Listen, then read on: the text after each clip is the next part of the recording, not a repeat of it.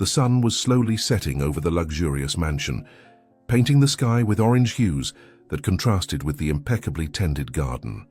Margaret, an elegant elderly woman with graying hair always arranged in a traditional bun and brown eyes that seemed to see beyond appearances, adjusted her silk shawl over her delicate shoulders. Her aristocratic posture and the way her wrinkled hands, adorned with family rings, held her expensive purse betrayed her upper-class origin. She had spent the afternoon with her only grandson, Matthew, a young boy with large dark eyes inherited from his mother, and a shy smile that had rarely appeared in recent months. What should have been a pleasant afternoon had turned tense when Victoria, Margaret's daughter-in-law, returned earlier from her commitment. Since then, Matthew had become silent, playing absent-mindedly with his toy cars and casting nervous glances toward the door whenever he heard approaching footsteps. "It's time to go, dear," said Margaret, leaning down to kiss her grandson's forehead. "Your mother must want to prepare dinner, and I have my medicine to take at home." A few meters away, standing in the hallway leading to the main room, Victoria watched the scene with a polite smile that didn't reach her eyes. Still young, she maintained a calculated beauty in every detail, shiny black hair falling in perfect waves over her shoulders, impeccable makeup accentuating her feline eyes, and an expensive dress that hugged her curves without seeming vulgar. Anyone who saw her at that moment would think they were in the presence of a devoted wife and mother from a good family. Only a very attentive observer would notice how her perfectly red-painted nails drummed impatiently against the doorframe, or how her gaze turned cold when no one paid attention. The household staff hurried past, avoiding direct eye contact with the lady of the house, a behavior Margaret had noticed becoming more frequent in recent months. "How was tea with your friends, Victoria?"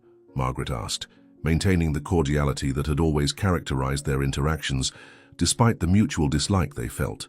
"Productive," Victoria replied dryly, advancing into the room with slow, controlled steps. "We managed to raise a good amount for the new children's wing of the hospital.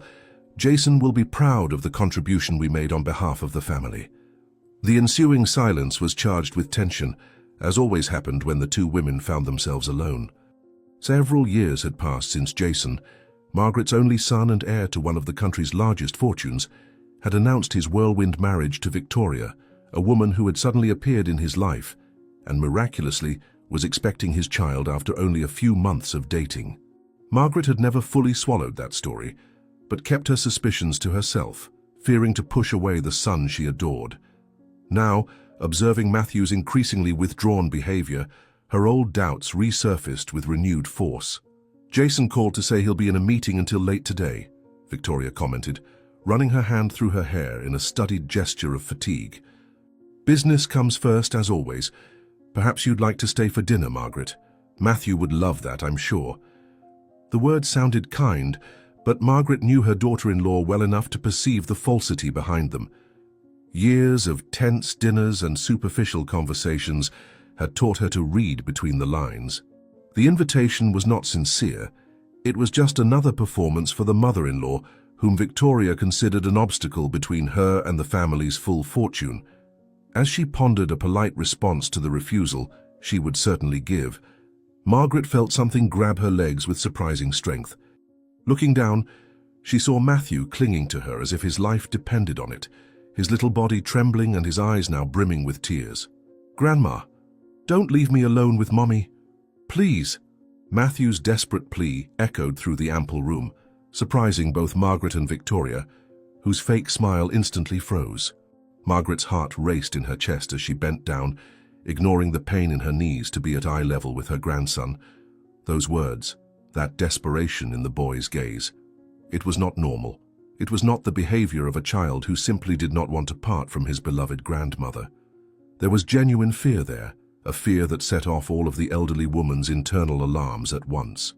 She remembered other moments when she had noticed Matthew's strange behavior, how he changed when she was present, how he had become quieter when his father was not around, how his artistic expressions had taken on darker tones. "What is it, my boy? Why are you crying like that?" she asked in a low voice, holding his little shoulders and looking directly into Matthew's eyes, searching for the truth that children rarely manage to hide. A quick movement at the periphery of her vision alerted Margaret. Victoria was advancing towards her with quick steps, the smile now completely abandoned. For an instant, just a brief instant, the mask dropped completely, and Margaret saw something that chilled her to the bone. A cold, calculating look directed at the boy seeking protection with his grandmother. But as quickly as it appeared, the expression was replaced by a mask of maternal concern when Victoria positioned herself beside them. "Matthew is exaggerating as always," said Victoria with false sweetness, her melodious voice contrasting with the rigidity of her body. "He's just upset because I forbade him from eating sweets before dinner. He's been so difficult lately, a complicated phase according to the pediatrician. So many tantrums." Matthew, still clinging to his grandmother's legs, opened his mouth to contradict his mother, his lips trembling with the effort to find courage. The words seemed stuck in his throat, as if he feared the consequences of contradicting Victoria. Margaret noticed a subtle change in Victoria's posture, a stiffening of her shoulders, a dangerous glint in her eyes that clearly told Matthew he would pay later for this moment of rebellion. The silent communication between mother and son was almost palpable, laden with unvoiced threats. "It's not true, he began in an almost inaudible whisper, but never managed to finish. Victoria's hand descended on Matthew's shoulder with a firm touch. Margaret noticed the immediate change in the boy's behavior, who fell silent and shrugged his shoulders, his eyes revealing fear. That small gesture, that pressure disguised as maternal affection, spoke volumes to Margaret. Victoria was not just a con artist, as she had always suspected. There was something more sinister happening in that house when the doors closed and Jason was not present. Matthew's eyes silently begged his grandmother, a mute plea for help that broke the elderly woman's heart. "It's getting late, Margaret," said Victoria, in a tone that made it clear the visit was over. "Jason called saying he'll be home late from work again. Matthew needs to take a bath and get ready for bed. School tomorrow, you know how it is."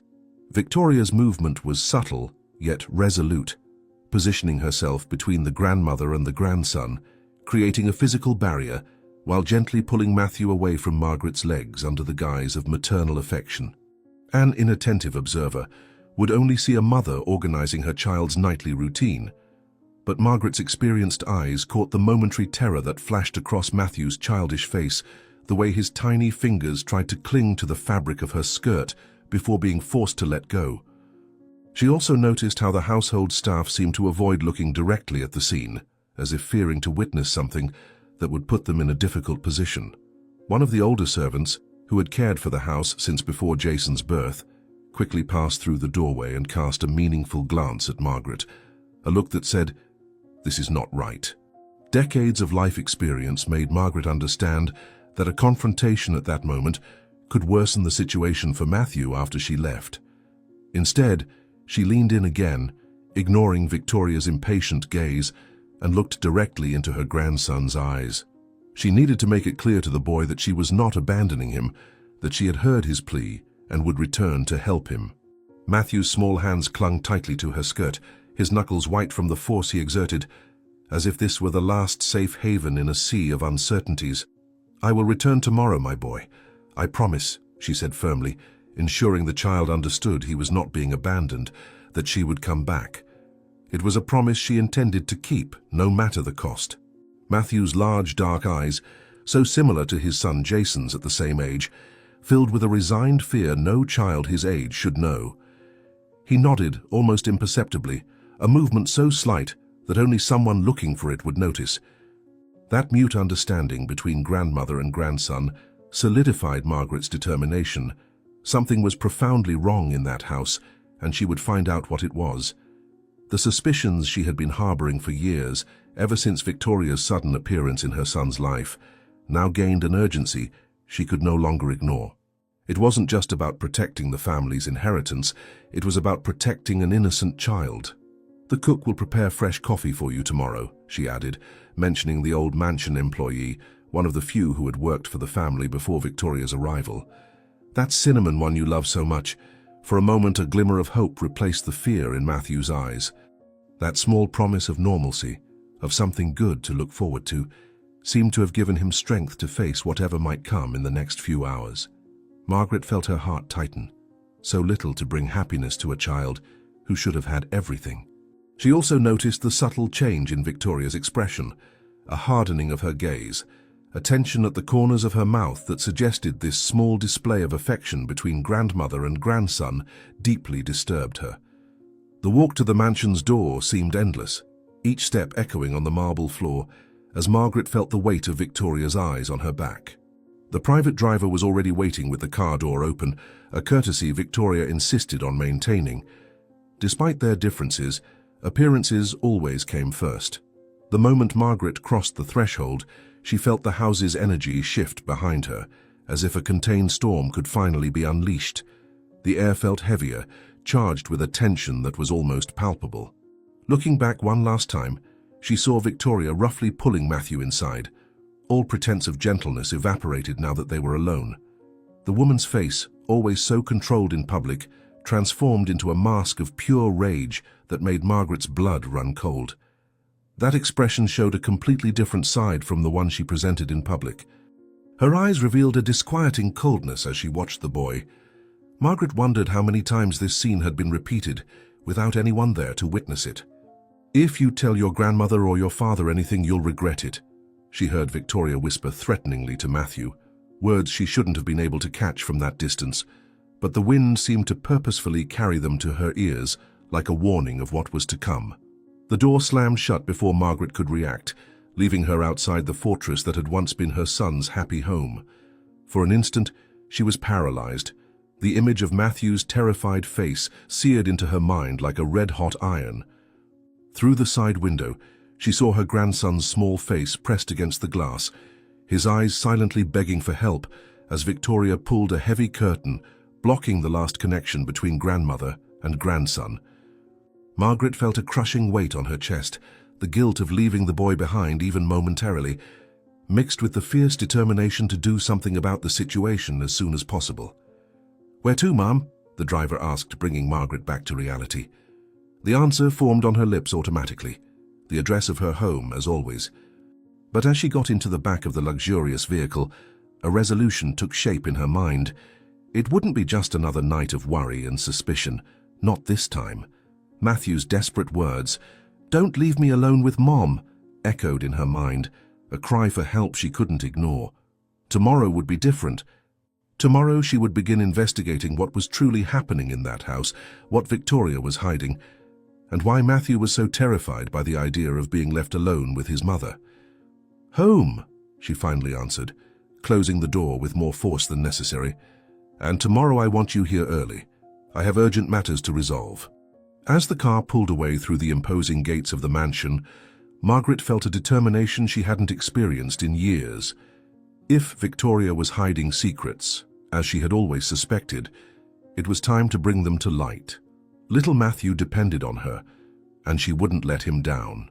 "No one hurts my grandson and gets away with it," she muttered to herself, clutching her purse strap with renewed strength.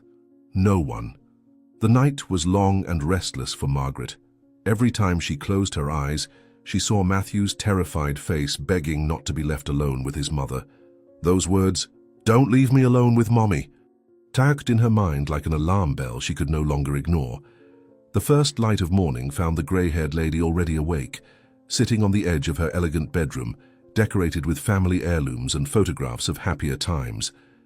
One in particular caught her attention, Jason holding newborn Matthew, fatherly pride evident on his face, while Victoria smiled at the camera with a smile that now, in retrospect, seemed too calculated.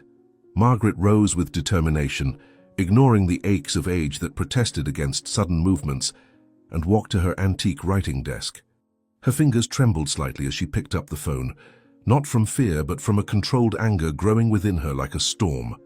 "I can no longer pretend I don't see what's happening. Matthew is in danger, and if Jason is too blind to notice, I have to do something myself," she muttered to herself as she flipped through her phone book. "That woman is not going to hurt my grandson another single day." The clock had barely struck 7 in the morning when Margaret finally found the number she was looking for. Elizabeth, her friend of decades, was one of the few people she trusted completely. She was not just a friend, but a longtime ally who understood the value of discretion. What few knew, and what made Elizabeth particularly valuable at that moment, was her position as a supervisor at a major telecommunications company. Years ago, when Margaret first expressed her doubts about Victoria, Elizabeth had offered help, an offer Margaret had refused at the time, not wanting to interfere in her son's life. Now, with the desperation visible in Matthew's eyes, she had no choice left. Her fingers gripped the phone tightly as she dialed, each ring on the other end heightening her anxiety. The clock on the wall seemed to move its hands with agonizing slowness, each second stretching out like hours as she waited. Finally, Elizabeth's familiar voice sounded from the other end, still hoarse from the recently interrupted sleep. "Elizabeth, it's me, Margaret.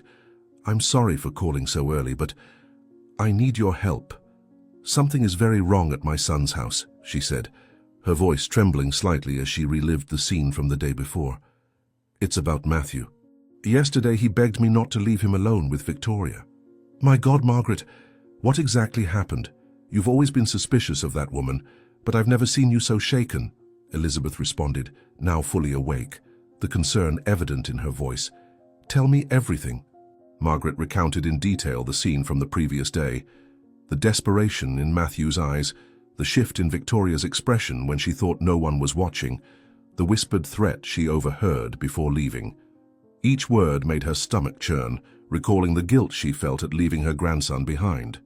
As she spoke, she paced back and forth across the room, her footsteps marking the rhythm of her growing anguish.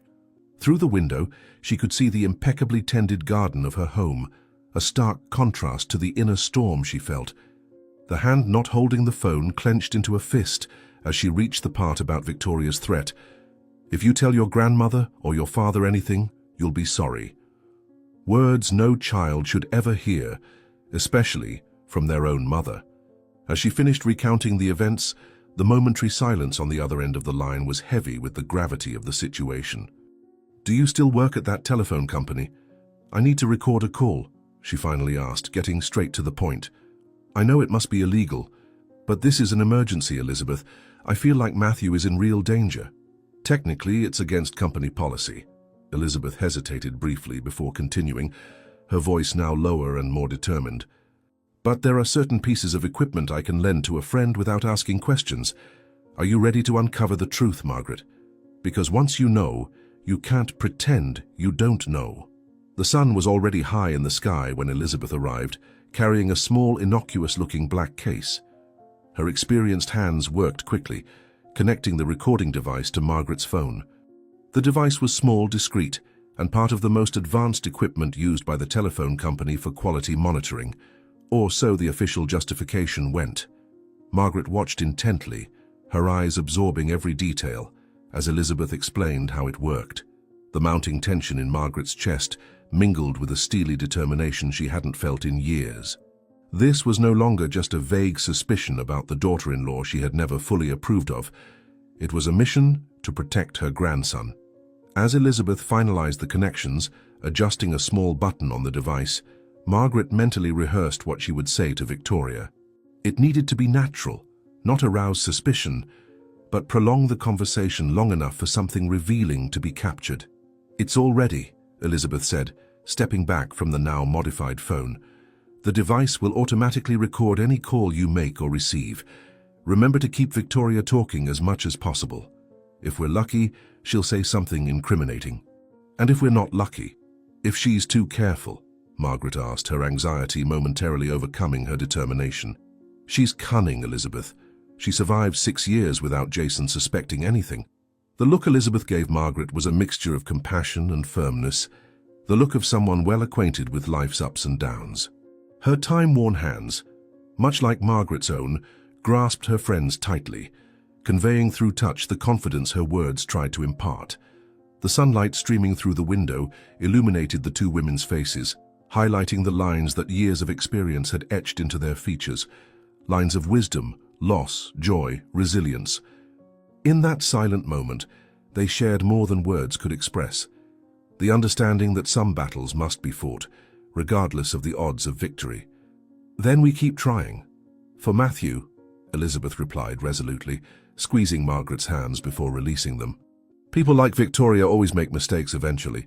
Their arrogance betrays them." After Elizabeth's departure, Margaret sat before the phone, feeling the weight of responsibility on her shoulders. The clock on the wall neared noon, a time she knew was perfect for her call.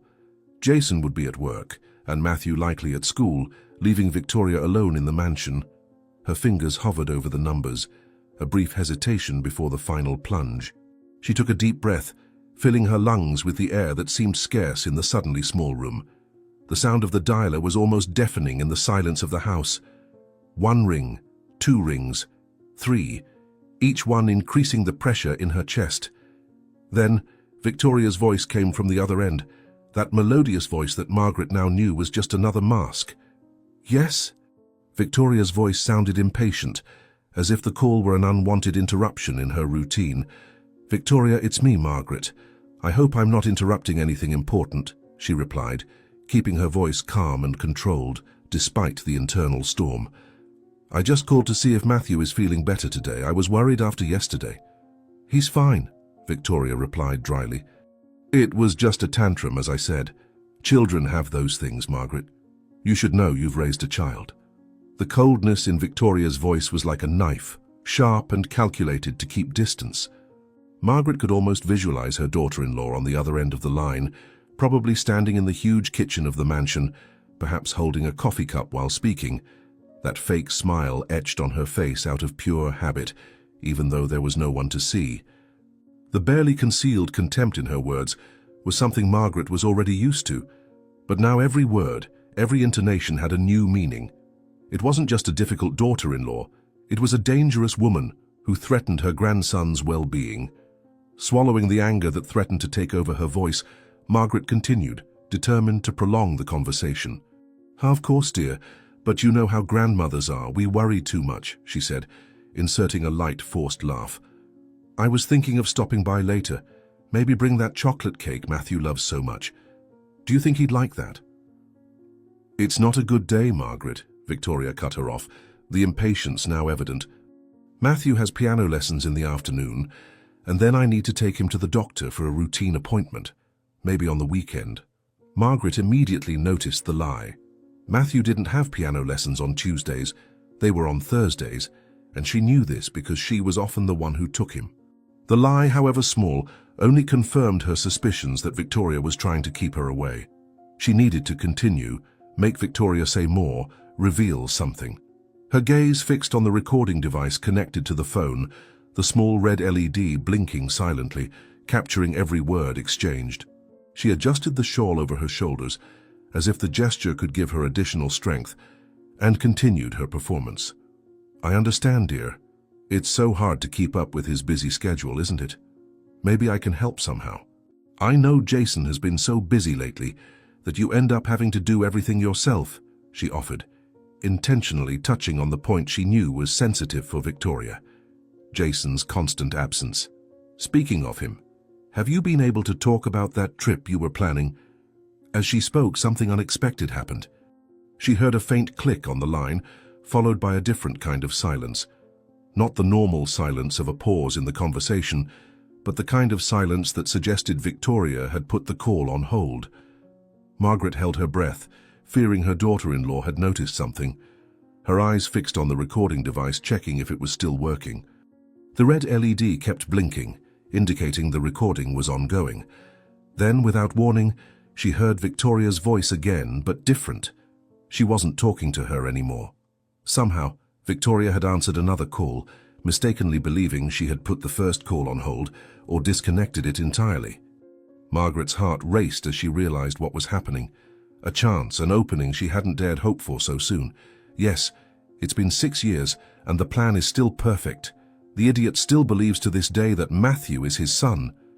Victoria's voice sounded completely different now, harsh, disdainful, without any trace of the politeness she maintained in her interactions with Jason's family. A cruel laugh followed her words, a sound that made Margaret's blood run cold. "How lucky I was. When Charles left me pregnant, I thought my life was over. But then I met Jason early in the pregnancy. He's so rich and so naive. He believed everything." Margaret brought her hand to her mouth, stifling a cry of surprise and horror. The suspicions she had nurtured for years, the doubts that had consumed her since the sudden announcement of Victoria's pregnancy. Everything was confirmed through the woman's own words. Matthew was not Jason's son. The entire story from the beginning had been an elaborate lie, a trap to capture her son's fortune. The impact of the revelation was like a physical blow, momentarily robbing her of her breath. Her hands were shaking so much that she was afraid she might drop the phone. She looked at the recording device, silently thanking Elizabeth for insisting on that plan. Every incriminating word was being captured, every arrogant confession recorded for posterity and for justice. Now I just need to hold on a little longer and convince Jason to change the will to secure my future, Victoria continued, completely unaware that she was revealing her plan to the person who had the most to lose from it. Once my name is on the will, as the primary beneficiary, who knows what could happen? Accidents happen all the time, don't they? The implications of those words hit Margaret like a thunderbolt. It wasn't just about the money, about the inheritance. Victoria was insinuating something much more sinister. A tremor of terror ran down her spine as she thought about what that woman might be capable of out of greed. If she was willing to use an innocent child as part of her scheme to threaten and terrorize her own son, what other boundaries would she be willing to cross? The idea that Jason and Matthew could be in real, physical danger transformed her initial horror into an icy, calculated fury. Margaret straightened in her chair, her eyes never leaving the recording device that continued to blink, capturing every incriminating word. Her face, normally gentle, transformed into a mask of steely determination. It was no longer just about protecting an inheritance or exposing a fraud. It was about saving lives. The little one almost complicated everything yesterday, asking Grandma not to leave him alone with me. If he says anything. But he knows there would be consequences, doesn't he? And the best part? If he says anything, I can simply claim psychological issues. I've already spoken to the doctor. Building up the history little by little, no one would believe him over me.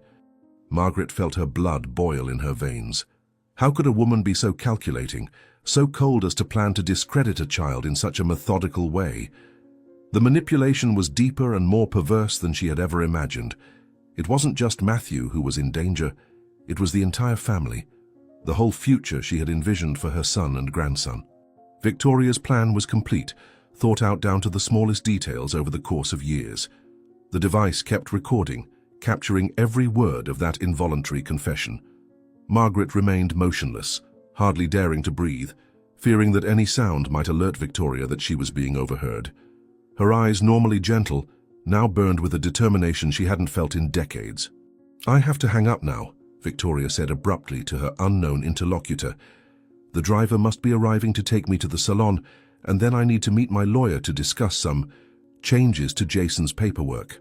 There was a click on the line, and then Victoria's voice returned, addressing Margaret again with no indication that she suspected she had been overheard.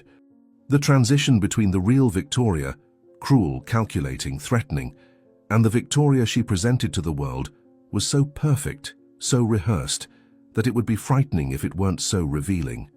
This was Victoria's true talent, the ability to shed her skin like a snake, perfectly adapting to her environment and the expectations of those around her. A functional sociopath who had deceived everyone for years. "Margaret, are you still there?" "Sorry, I think the call dropped for a moment," she said, with the false sweetness that Margaret now knew was just another mask. "As I was saying, today is not a good day for visits. Maybe this weekend." "Of course, dear, I understand perfectly," Margaret replied, surprising herself with the steadiness of her voice, with no tremor to reveal the whirlwind of emotions she felt. "I don't want to disrupt your routine. Send a kiss to Matthew for me, yes? Tell him Grandma is thinking of him." "Certainly," Victoria responded, the impatience barely concealed in her voice. "I have to go now, they're waiting for me. Bye for now, Margaret." The call was ended before Margaret could reply, the dial tone replacing Victoria's cold voice. For long moments, Margaret remained motionless, the phone still pressed to her ear, as if afraid any movement might erase what she had just heard. Finally, with trembling hands, she hung up and disconnected the recording device. The small object in her hands now contained the key to unmasking years of lies and manipulation, and possibly to saving her son and grandson from a terrible fate.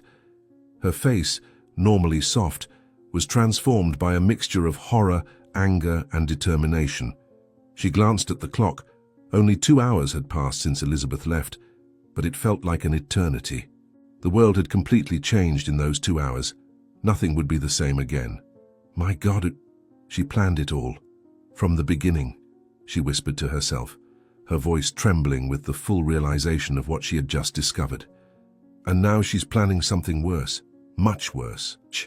Now, with the resolution that comes only to those who have nothing to lose and everything to protect, Margaret placed the recording device in her purse. The next few hours would be crucial. She needed to contact Jason immediately, make him listen to the recording, see the truth behind the perfect facade Victoria had constructed. More importantly, she needed to ensure Matthew was safe. If Victoria found out she had been exposed, God knows what she would be capable of in her desperation. The image of little, vulnerable Matthew, begging not to be left alone with his mother, burned in her mind like a red-hot iron. She had no more time to waste. "Don't worry, my boy," she promised out loud, as if Matthew could hear her across the distance. "Grandma will take care of everything. She will never hurt you again." Night had fallen over the city, the lights of the office buildings creating a luminous mosaic against the dark sky. On the top floor of one of the most imposing edifices, Jason worked in his office, the soft light of the lamp accentuating his focused features. Important documents were scattered across the wide mahogany desk, along with a cup of now cold and forgotten coffee. Despite the late hour, he remained engrossed in contracts and spreadsheets. His tired countenance reflected the long working hours, lines of worry etching his face more deeply than his age would warrant. Over the past few months, he had immersed himself even deeper into work, expanding the family business and rarely arriving home before Matthew was asleep. The immense office, decorated with sober elegance, told the story of generations of successful businessmen, a heritage that Jason carried with pride and responsibility. On the walls, among diplomas and certificates, were family photos. Matthew on his first day of school, Victoria smiling at the camera, Jason with his mother. Small fragments of happiness captured for eternity. Moments that, for him, justified every hour away from home. One more night, one more deal closed, he murmured to himself as he signed the last document, stretching his aching back after so many hours in the same position. "All of this will be yours one day, Matthew. All this effort is for you, son." Jason wasn't expecting visitors at that hour, let alone his mother and son. The sound of footsteps in the hallway caught his attention, followed by hesitant knocks on the door. Before he could answer, the door opened, revealing Margaret's elegant figure with a serious and determined expression, holding Matthew's hand, who looked nervous and confused. The boy was still wearing his school uniform, which made Jason immediately look at the watch, realizing with surprise that it was already past 9 o'clock. His heart raced with concern. His mother would never show up at his office with Matthew at this hour without an extremely serious reason. He noticed that Margaret was carrying an envelope and what appeared to be a small recorder. His gaze met his mother's, and what he saw there, a mixture of steely determination and profound sadness, made him stand up immediately, coming around the desk to receive them. "Mom, Matthew, what a pleasant surprise," he said, trying to keep a light tone despite growing concern. "Where's Victoria? Has something happened?" Son, there's something you need to hear," Margaret replied, advancing into the office with a resolution Jason had rarely seen in his normally so controlled and calm mother. "Matthew, dear, can you sit over there while I talk to your father?" Jason's eyes narrowed with concern as he watched his son settle on the couch across the room. The boy seemed strangely apathetic, as if he had cried for hours and was now too exhausted to show any emotion. Margaret approached the desk, placing the envelope and the small device Jason now clearly recognized as a recorder on it. Her delicate, time-worn hands trembled slightly as she adjusted the device. Jason could see the internal conflict etched on his mother's face. Whatever news she brought caused her deep pain. For a fleeting moment, he felt like a child again, wanting to protect his mother from all suffering. But Margaret's determined look made it clear that this time it was she who came to protect him. "What is all this about, Mom?" he asked, trying to keep his voice calm while his mind ran through all the terrible possibilities that could justify this nighttime visit. "You're scaring me." "Sit down, Jason. What I have to show you will change everything you believe about your life in recent years." Margaret said in a firm voice, indicating the chair he had just left. "Please listen to everything before speaking." The tone rarely used by his mother made Jason obey almost automatically, sitting down as he watched Margaret place the recorder on the table, her finger hovering for a moment over the play button. She hesitated for only a second, her eyes meeting Jason's with a mixture of regret and determination. Never in his adult life had Jason felt as much fear of the unknown as he did at that moment. The silence in the office was almost tangible, broken only by the distant sound of traffic many floors below and Matthew's heavy breathing on the couch. Margaret took a deep breath, as if gathering strength for an inevitable blow, and pressed the button. Yes, it's been years and the plan is still perfect. The idiot still believes Matthew is his son to this day. Victoria's voice filled the office, cruel and disdainful, so different from the sweet and loving woman Jason thought he knew. Her words, laden with scorn, struck him like physical blows. Jason felt the blood freeze in his veins, his fingers gripping the arms of the chair with such force that the knuckles whitened. The laugh that followed the words was almost unrecognizable, harsh, cruel, without any trace of the musicality he had always associated with his wife's voice. His entire body seemed unable to move as the recording continued, revealing truths that shattered the foundations of his life. Each word was like a knife, cutting deep into his memories, redrawing 6 years of family history with grotesque strokes of lie and manipulation. "How lucky I was! When Charles abandoned me pregnant, I thought my life was over. But then I met Jason right at the beginning of the pregnancy. He's so rich and so naive. He believed everything. Now I just need to hold on a little longer and convince Jason to change the will to secure my future." Jason felt as if the air had been ripped from his lungs. His world was collapsing like a house of cards under the weight of those words. All the memories, the moment Victoria told him about the pregnancy, their hasty marriage, Matthew's birth, every celebrated birthday, every moment he believed he was a father, it all distorted now under the cruel light of truth. The words hung in the air like ghosts, destroying every certainty that had sustained his life for the past 6 years. Without realizing it, tears began to stream down his face, while his gaze remained fixed on the recorder, as if he could make that voice, those words, that unbearable reality disappear. "No, it can't be true," he finally whispered, his voice almost unrecognizable even to himself, choked with pain and disbelief. "She wouldn't do that. Not to me. Not with Matthew." "So there's more," Margaret said softly, extending the envelope she had brought. "I hired an investigator. Here are the medical exams from the period when you met her. She was already in her 3rd month of pregnancy. And this is Matthew's birth certificate, with the date proving that she was already pregnant when she met you." With trembling hands, Jason opened the envelope, spreading the documents across the table.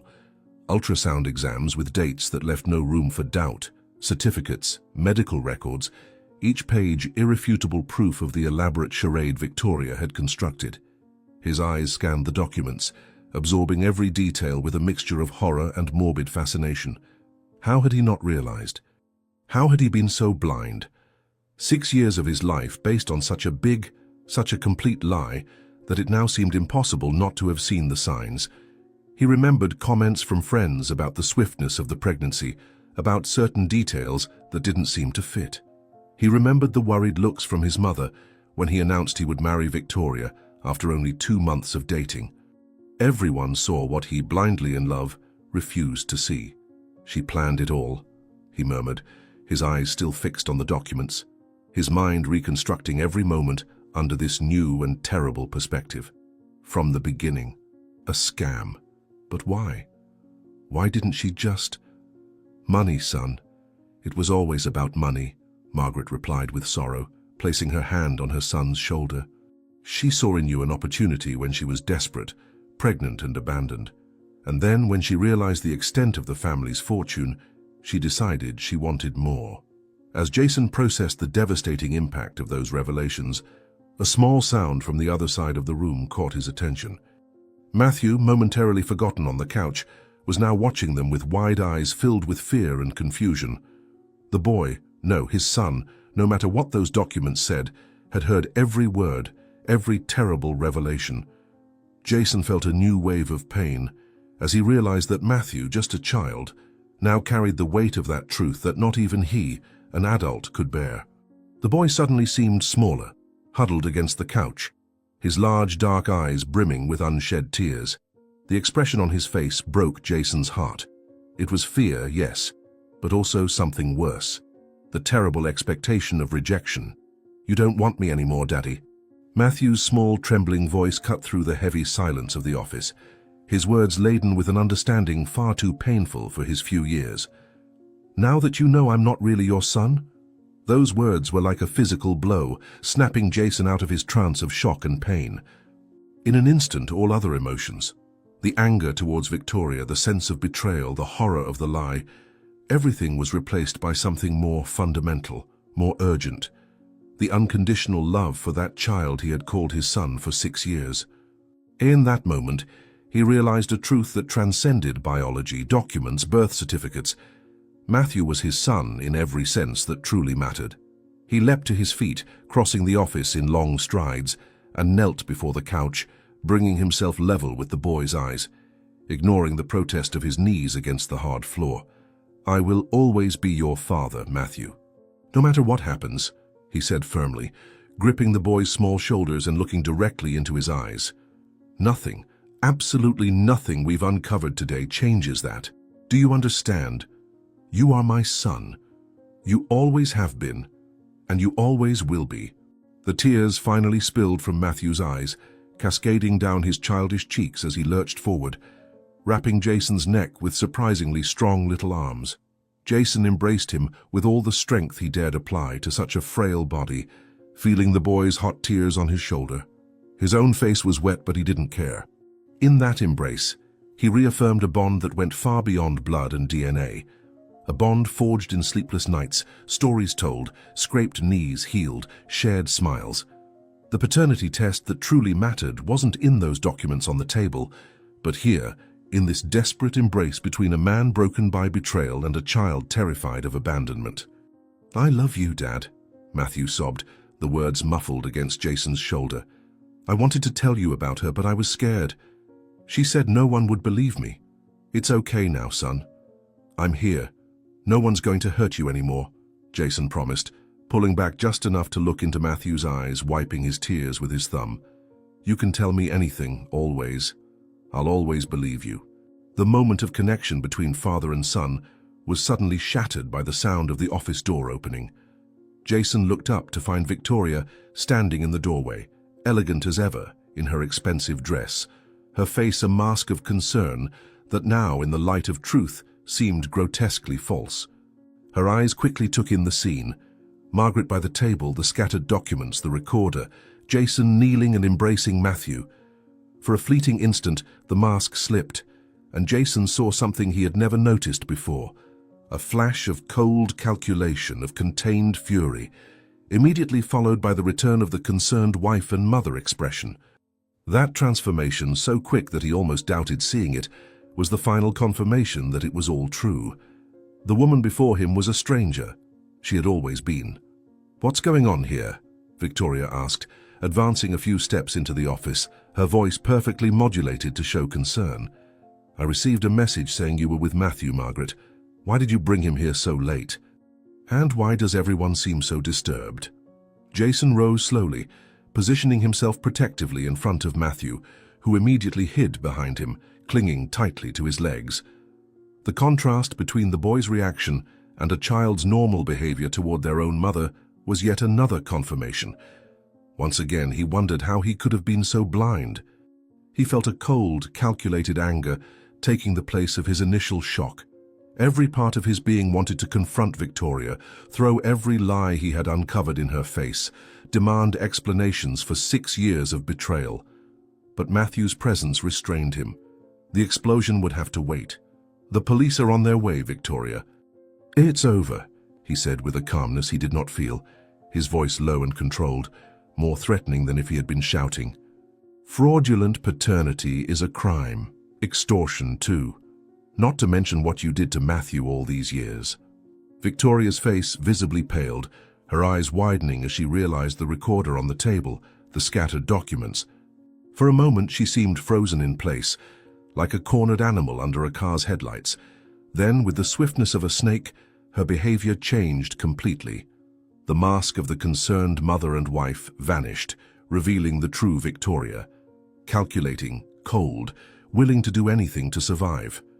"You can't prove anything," she screamed, her voice now completely different, rough and desperate.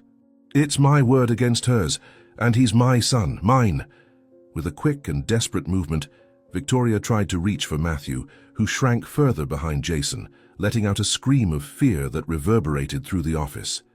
Jason instinctively moved, blocking Victoria's path with his body, while Margaret quickly positioned herself beside her grandson.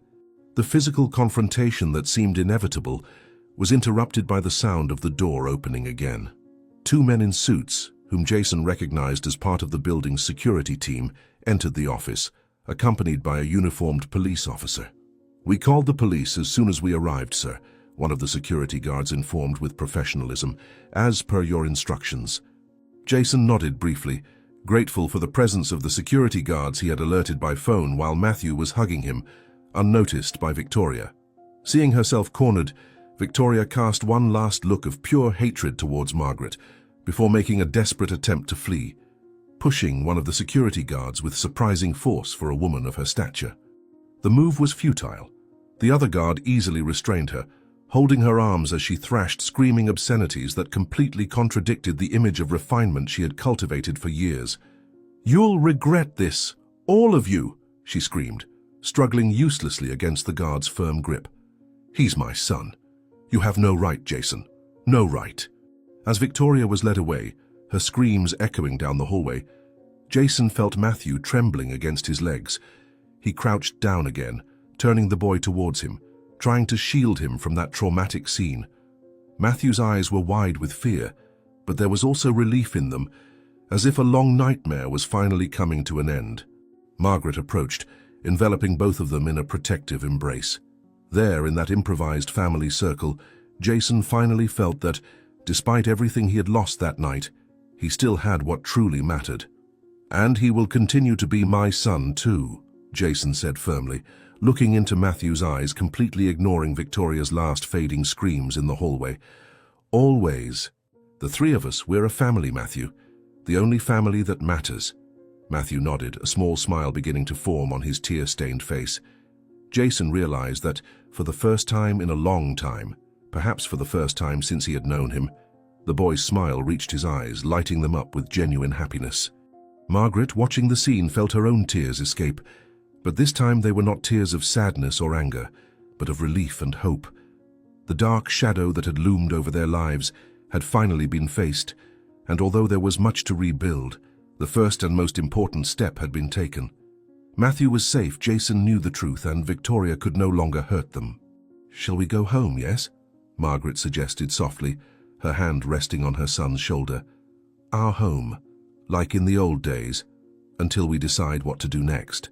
"Yes, let's go home," Jason agreed, rising and lifting Matthew into his arms, as he used to when the boy was younger. "We have much to discuss, much to reorganize, but we'll do it together." As they left the office, Jason looked one last time at the desk where the documents and the recorder still lay. Evidence of a life built on lies, now exposed to the light of truth. The pain of betrayal was still there, an open wound that would take time to heal. But as he felt Matthew's small body comfortably nestled in his arms, saw the look of love and approval in his mother's eyes, Jason knew they would find a way through this nightmare. Together, as a true family, not defined by blood or DNA, but by love, loyalty, and truth. He symbolically closed the office door, leaving the past of lies behind and walking towards an uncertain but authentic future. "I'm hungry, Daddy," Matthew murmured against his shoulder, his small voice hesitant as if testing whether normalcy was still possible after so much chaos. "Can we have pizza?" Jason felt an unexpected laugh escape his lips, a sound that seemed strange amidst so much pain, but also incredibly liberating. The simplicity of the request, the normalcy of it amidst the collapse of his world, was exactly what they needed. A reminder that life went on, that small joys still existed, that there would be a tomorrow after this terrible night. "Of course we can, champ," he replied, exchanging a complicit look with his mother, who smiled despite the tears. with lots of cheese, just the way you like it. Time passes differently inside a prison. The days drag on interminably, while the months and years seem to evaporate without a trace. For Victoria, every minute of the past 12 months had been an exercise in survival. The small, austere cell she now called home bore no resemblance to the luxurious mansion where she had lived for 6 years. The grey walls, stained by decades of moisture and despair, seemed to compress in on her with each passing day. The narrow bed with its thin, worn-out mattress was light years away from the silks and plumes that once caressed her skin. The faded prisoner's uniform, rough against her skin, was a constant reminder of the dizzying fall she had suffered. Seated on the edge of the bed, Victoria contemplated her hands, once perfectly manicured, now with broken nails and skin dried out by the mandatory work in the prison laundry. Her face, which used to be her greatest weapon, reflected in the small metal mirror nailed to the wall the undeniable signs of the passing of that cruel year. Deep circles under her eyes, expression lines that didn't exist before, and mainly the bitter look of someone who lost everything and knows the fault is entirely their own. 365 days, she murmured to herself, counting mentally as she did every morning. And there are still many ahead, but I'll get out of here. I'll recover everything I lost. The metallic sound of doors being opened echoed through the hallway, announcing the start of another monotonous day. The other inmates began to move around, some conversing in low voices, others in complete silence. Victoria remained isolated, both by choice and by necessity. Her story had been widely reported, the con artist who had deceived one of the richest businessmen in the country, pretending that her child from another man was the legitimate heir. The other prisoners saw her with a mixture of disdain and twisted admiration for the audacity of the scam, but kept their distance from the fallen princess, as they called her. The first months had been the worst. The humiliations, the veiled threats, the constant feeling of vulnerability. Now at least she had earned a silent type of respect, based purely on the fear her icy gaze inspired. Victoria had learned quickly that even in prison, the appearance of strength was as important as real strength. And if there was one thing she was an expert at, it was maintaining appearances. "Yard, 15 minutes, one of the guards announced, passing by the hallway. "Then breakfast and assigned services. Roberts, you're still in the laundry today." Victoria didn't answer. She just nodded slightly. The burly, middle-aged guard, a woman whose eyes seemed to have witnessed every form of human misery, continued her rounds without waiting for a response. In the prison hierarchy, Victoria was just another number, another uniform, another story of greed gone wrong. She rose mechanically, bracing herself for another day of grueling, monotonous labor, when she noticed the guard returning in her direction, something in her hands. "Almost forgot. Mail, Roberts," the guard announced, extending a plain envelope through the bars. "Looks official. Maybe your lawyer finally has some good news." Victoria's heart instantly raced. For months, her lawyer had been working on an appeal, promising there were legal loopholes that could significantly reduce her sentence. Maybe, finally, he had good news. With trembling fingers, she took the envelope, immediately noting it was thicker than she expected, as if containing more than just papers. She waited for the guard to move away before feeling the contents through the paper. There was something rigid inside, possibly photographs. Hope grew even more. Maybe it was some evidence that could help her case, something her lawyer had promised to find. Or maybe, just maybe, it was something from her mother, the only person on the outside still trying to maintain contact, despite the shame Victoria had brought upon the family. "Please, let it be a way out of this hell," she whispered to herself, carefully tearing open the envelope. "I can't take another day in here."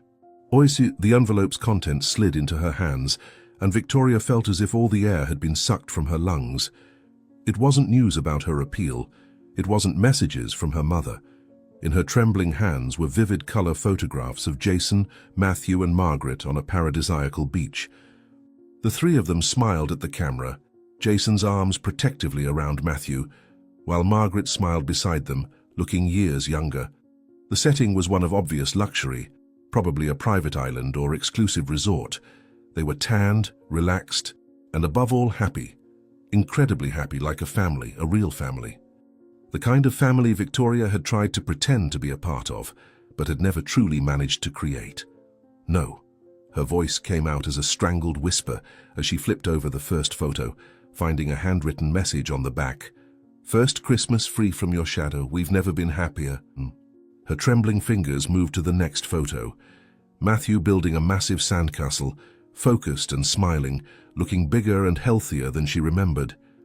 Another showed Jason and the boy swimming together, laughter frozen in the perfect instant of photography. An image of Margaret reading to Matthew under an elegant beach umbrella. Each photograph was a stab, each smile a reminder of what she had lost. But the worst was yet to come. Among the photographs were official documents. Her eyes quickly scanned the header, instantly recognizing what they were. Adoption papers, finalized and stamped. Jason had officially adopted Matthew, even knowing he wasn't his biological son. The adoption is final. "Matthew is now officially my son by law, as he has always been in my heart," read the attached note, in Jason's elegant handwriting she knew so well. "As for that fortune you so coveted, it's being used to build a support center for abandoned children." The final words of the note were like acid burning her skin. "We are better off without you than we ever were with you. Do not attempt to contact us again. Matthew no longer asks about you. We are all moving on." Rage exploded within Victoria like a sudden, overpowering storm. With a guttural scream that alerted the inmates in nearby corridors, she began tearing the photographs into smaller and smaller pieces, as if she could destroy the captured happiness along with the paper. Her fingers worked furiously, transforming the smiling images into useless confetti that fell to the floor like dirty snow. Tears she had not shed even during her trial now flowed freely down her face, tracing salty trails on her skin. They were not tears of remorse. They were of fury, of utter frustration, of belated recognition that she had lost not only the battle, but the entire war. "Damn you all! Damn you all!" she screamed, uncaring of who might hear, uncaring of the image of control she had worked so hard to maintain.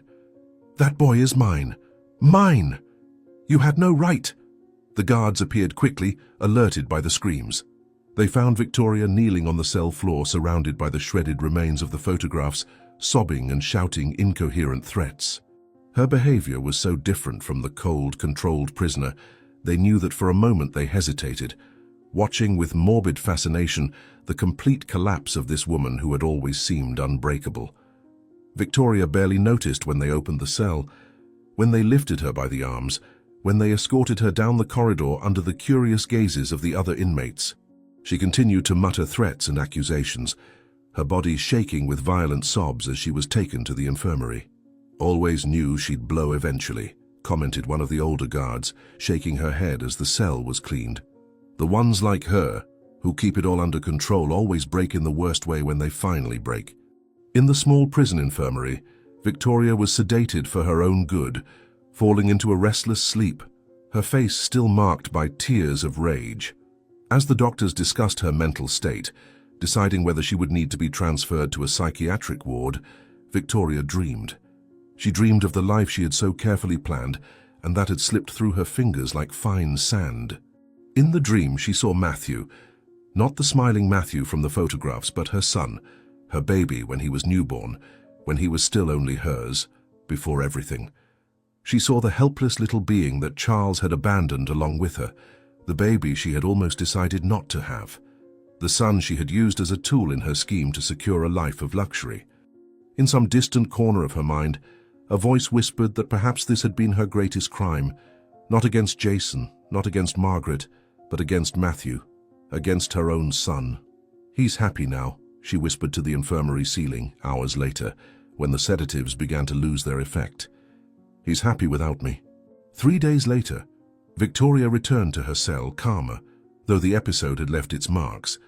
The dark circles under her eyes had deepened, and a new kind of defeat curved her shoulders. The other inmates, who had once feared or respected her from a distance, now treated her with a different kind of detachment, the kind reserved for the weak, the broken, those who would not survive prison. Sitting on the edge of the bed, looking at the small piece of sky visible through the barred window, Victoria tried to gather the shards of her former persona, the confident manipulator, the skilled liar, the survivor in any circumstance. But something fundamental had changed within her. The center had collapsed. 4 more years to go, she murmured to herself, mentally calculating how much time was left on her sentence. 4 years to plan, to start over. I can do this. I've started from scratch before. The prison routine enveloped her once more. The laundry work, the bland meals in the noisy cafeteria, the long nights staring at the worn ceiling. But as the days bled into weeks, something unexpected began to happen. In the empty hours of the night, when the silence of the prison was broken only by distant wails and occasional shouts, Victoria started doing something she had never done before. Think. Really think. Not plan, not manipulate, not calculate, but ponder. About choices, about consequences, about what her life could have been if she had made different choices at crucial moments, about what would become of her when she finally left those walls, about who she would be. For one thing was clear, she would never again be who she had been. Maybe they're better off without me, she admitted to herself one night, the words so low they barely left her lips, as if afraid someone might overhear that intimate confession. Maybe Matthew is better off with them than he ever was with me. As Victoria slowly confronted her demons in the solitude of her cell, life continued outside the prison walls. On a distant beach under the starry sky, Jason, Matthew and Margaret strolled along the sand, their laughter carried by the sea breeze. The boy ran ahead, chasing the ebbing and flowing waves, his face alight with a pure joy that had been absent for so many years. Jason and Margaret watched, intertwining their fingers in a gesture of familial unity, the smiles on their faces reflecting the peace of those who have finally found their way home after a long journey through shadowed lands. "He finally looks like a real child, doesn't he?" Margaret commented, watching Matthew play freely, like a weight has been lifted from his little shoulders. "Yes," Jason agreed, his gaze never leaving the figure of his son running along the beach. "We're all lighter now."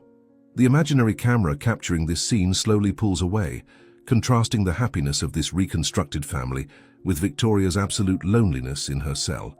2 parallel realities, one built on love and truth, blossoming under the sun, the other built on lies and manipulation, withering in the darkness. Matthew, Jason and Margaret's laughter echoes in the air, while the final image shows Victoria huddled on her narrow bed, alone with her belated regrets and the painful realization that the greatest prison was not the walls surrounding her, but the ones she had built around herself through her own actions. "The end," she whispers to herself, as if acknowledging that some stories simply end without redemption. Some falls have no way back. Some mistakes leave permanent scars, not only on those who suffer them, but mainly on those who commit them. Did you enjoy Matthew, Margaret and Jason's story? Then subscribe to the channel, leave a like and comment where you're watching from. Oh, and there's another story waiting for you here on the screen. Click there and I'll be waiting for you.